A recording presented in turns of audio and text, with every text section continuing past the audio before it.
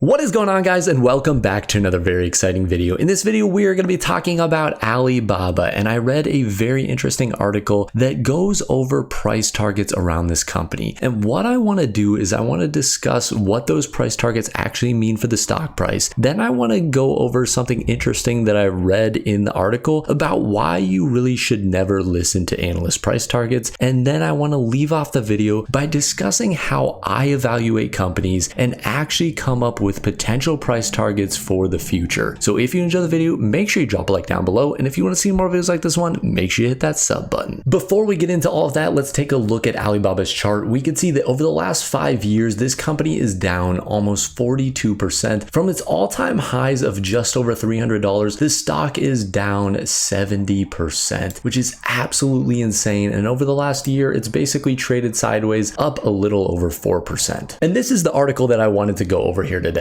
Does Alibaba have the potential to rally 50% as Wall Street analysts expect? And that 50% number comes from analysts' mean price target on Alibaba. We can see that that average price target right now is sitting at $142.38, which indicates a potential upside of 50.4%. That average price target is made up of 16 analyst price targets on this company and has a standard deviation of $22.10, while the low estimate sits at $100, which indicates around a 5.5% increase from the current price. The high estimate sits at $187, which would be a 97.6% increase from the current stock price. If you've taken a probability and statistics class before, you have seen this graph. So what we are looking at is one standard deviation to the upside and to the downside, and you get around 68.2% of all data points falling into that standard deviation range. And what that means is when that standard deviation range is more narrow, that people are more certain on a specific result. In this case, it's a certain price being achieved. It's important to keep in mind that that does not mean the probability of this price being hit. It is just the probability that an analyst will come out and provide a price target in that range. And that range is just the average price target plus or minus the standard deviation. So in this case, we have the average price target of $142.38 plus or minus the standard deviation of $22.10. And for Alibaba, that represents a price anywhere from $120.28 to $164.48, which is anywhere from a 27 to a 74% return from the current stock price. It's important to keep in mind how these analysts are actually incentivized. Oftentimes, they will work for firms that may potentially own shares of these companies. And what that means is if they provide very good price targets, people will write articles about those price targets, make videos about it, and that could potentially drum up excitement for these companies and really start driving up the stock price. That's why it's very important to understand how you can come up with your own price targets. When you're able to evaluate stocks, look at their earnings, look at their valuations, and come up with your own potential price where you think the stock could be headed, then you can make decisions based off your own assumptions instead of relying on analysts who are making vastly different assumptions and could be either overly optimistic or incentivized by some other means. That's why when I am trying to come up with a valuation and a price target around a company, I first go to Yahoo Finance and look at EPS numbers. We can see that the average estimate for 2024 on Alibaba is $9.23. We have a low estimate of $7.72 and a high estimate of $10.15. If we go out to 2025, we can see that the average estimate is $10.05, the low estimate is $7.31, and the high estimate is $11.21. Keep in mind though, these numbers are also estimates from analysts. We can see that there are 30 analysts covering the stock for 2024 and 29 analysts covering it for 2025. So what that means is there could be a certain amount of bias built into these numbers as well. So what I like to do is see how achievable these numbers actually are by looking at the past history of the company and seeing what results they have achieved over the last 5 or so years. And we could see that for Alibaba, right now they're sitting at around $4.56 in their trailing 12-month earnings. If we look a couple years back, we can see that they were achieving numbers anywhere from $6.86 all the way up to $9.37. So these numbers kind of fall into that range where the high estimate estimate is a little bit above that range. The next thing I like to look at is the PE ratio, and we can find that on Yahoo Finance. They have both their trailing and their forward PE ratio, and we can see that right now Alibaba is trading at a 9.91 forward PE ratio. Personally, I think Alibaba should trade anywhere from a 15 to 20 forward PE, but right now we are seeing it trade at a very low valuation, and there are a number of reasons behind that, mainly due to Chinese concerns with the overall economy, as well as there were delisting concerns and other things that have gone on with the company. We can also see their trailing PE ratio. This is a little bit more volatile because if you end up with quarters where the earnings look really bad, and if that is a one-off case, you can end up with really high PE ratios. And we see that with Alibaba here. So they have a PE ratio of 119.84. That's because at that point they had a very low trailing 12-month earnings due to some negative earnings they had a few quarters ago. However, we can see it's kind of stabled out to around a 21.32 where it's sitting at now. So once you've found the current PE ratio, it's important to find something to compare it against. In my opinion, the best comparison is going to be its previous self. So looking at a historical chart and seeing where it's traded at in the past, but you can also look at similar companies within either the same country, which is important for Alibaba because it is a Chinese-based company, or even within the same industry. So if we look at Alibaba, we can see the PE ratio shown here on the bottom, earnings in the middle, and price at the top. We can see back in 2017, 2018 that it traded anywhere between a 45 and 50 PE ratio. Keep in mind, this is a trailing PE ratio. We can see more recently, it's been anywhere from 20 to 25, even 25 to 30 in 2021. We did see this spike up where earnings dropped all the way down to just under $1. That's that quarter that we saw earlier that was sitting at around 115 PE ratio. However, it's dropped all the way down to the range that it's kind of sitting at now, which is around a 21 PE ratio. So there are a few different ways to do this. One, you have to decide if you want to use the trailing PE ratio or the forward PE ratio. If we're looking at the trailing PE ratio, right now, again, we see that it's currently sitting around a 21. We have a current price of $94.45. If we say that potential PE ratios based off the chart that we looked at are anywhere from 23 to 27, we can come up with price targets of anywhere from $103 to $121, which would be anywhere from a 9.5% return to a 28.5% return from the current stock price. And to show you how I'm calculating that, it's just a quick ratio. So what we are doing is we are taking the current price, multiplying it by the potential PE ratio that we believe could be achieved in the future, and dividing that by the current PE ratio, and that gets us our potential price target. Personally, what I like doing is looking at the forward PE ratio, and what I've done here is broken out all of Alibaba's numbers for 2024 and 2025. We could see that the average EPS estimate came in at $9.23, the low estimate came in at $7.72, and the high estimate came in at $10.15. These again are all pulled off Yahoo Finance, and what we can see is that's equivalent anywhere from a 9.31 all the way up to a 12.23 forward PE ratio. If we look at 2025, we can see that the low estimate came in at $7.31. We have an average of $10.05, and we have a high EPS estimate of $11.21, and those are equivalent to a PE ratio anywhere from 8.43 all the way up to 12.92. So what I've done here is I've taken the average EPS estimate for 2025, and we came up with the PE ratio of 9.40. In my opinion, Alibaba for its forward PE ratio should trade anywhere from a 15 to a 20. And what that would mean for the stock price is it would trade anywhere up to $150 all the way up to $200, which would be a 60 to 110% return. And even if we look at the low EPS numbers for 2025, we could see that the current forward PE ratio would be a 12.92. Again, if we assume a valuation of anywhere from 15 to 20, we could see that the price would have to trade up to $109 or all the way up to $146, which would be anywhere from a 16 to a 55% return. Ultimately, the point of this video is not to show you those numbers and say that Alibaba is a buy and a steal deal at where it's trading right now. It's to show you how you can calculate your own price targets and come up with your own assumptions around a company. Again, you could run the same calculations, but if you feel that Alibaba should trade at a different valuation, you can plug those numbers in and get your own price targets. You can also run comps comparing Alibaba to Amazon. Take a look at where they are trading in terms of forward P ratios. You could also look at JD and other Chinese companies and where they are trading at, and come up with what you believe is a fair valuation. The important thing is not to just look at analysts' expectations or even look at some random person on YouTube's expectations and just assume that that is going to happen. You have to do your own research and look into these numbers and come up with your own estimates. So with all of that, I want to get across that if you are confused about anything in this video, leave a comment down below. I will respond and kind of explain what I went through and how I got to some of these numbers, because it's important to keep in mind that you have to understand how people are getting to their estimates. You don't want to blindly follow anyone and invest in companies just because some random person on YouTube talked about it. So make sure you are doing your own research, looking into companies that you believe in, that meet your risk tolerance and your time horizon. And I hope you really enjoyed the video. If you did, make sure you drop a like down below. And if you want to see more videos like this one, make sure you hit that sub button. And as always, guys, have a wonderful rest of your day.